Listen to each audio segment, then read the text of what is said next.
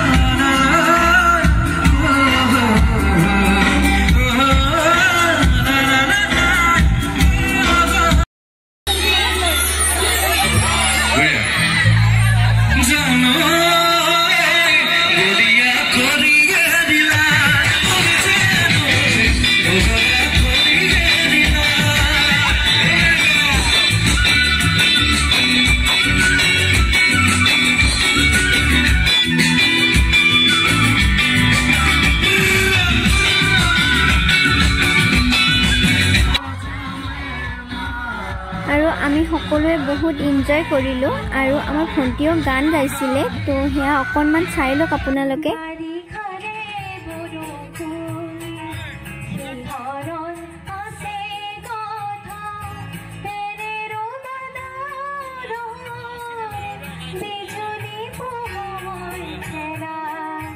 Nasa